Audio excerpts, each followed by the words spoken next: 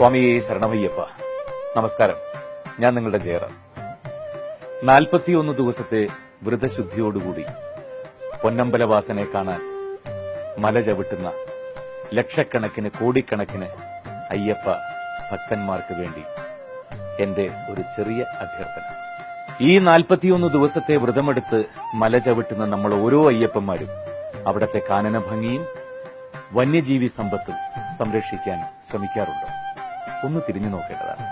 ഓരോ വർഷവും മല കയറുന്ന കോടിക്കണക്കിന് അയ്യപ്പ ഭക്തന്മാർ ഉപേക്ഷിക്കുന്ന പ്ലാസ്റ്റിക് മാലിന്യങ്ങൾ കൊണ്ട് വീർപ്പുമുട്ടുകയാണ് അയ്യപ്പസ്വാമിയുടെ പൊന്നമ്പലമേടും പൂങ്കാവനവും. ഇനി നമ്മൾ ഓരോരുത്തരും ശബരിമലയെ ഒരു മാലിന്യമലയാക്കില്ല എന്ന് ദൃഢപ്രതിജ്ഞ എടുക്കേണ്ട സമയം വൈകിയിരിക്കുന്നു.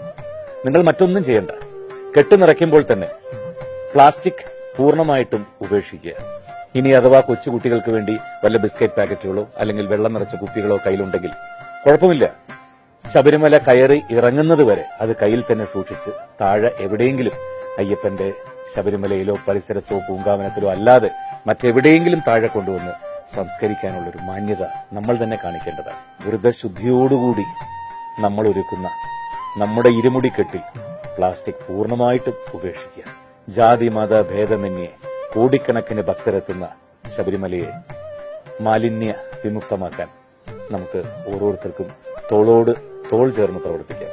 ഇത് മാക്സിമം നിങ്ങളുടെ സുഹൃത്തുക്കൾക്കും ബന്ധുക്കൾക്കും എല്ലാം ഷെയർ ചെയ്യുക. മാത്രമല്ല www.cleanshabarimala.in ആ സൈറ്റിൽ പോയി നിങ്ങൾക്കും ഓരോരുത്തർക്കും ഞാൻ ഇന്നു മുതൽ പ്ലാസ്റ്റിക് കൊണ്ടുവരില്ല അല്ലെങ്കിൽ ശബരിമലയ്ക്ക് വേണ്ടി പ്രവർത്തിക്കുന്നു എന്ന് പ്ലഡ്ജ് ചെയ്യാൻ സാധിക്കും.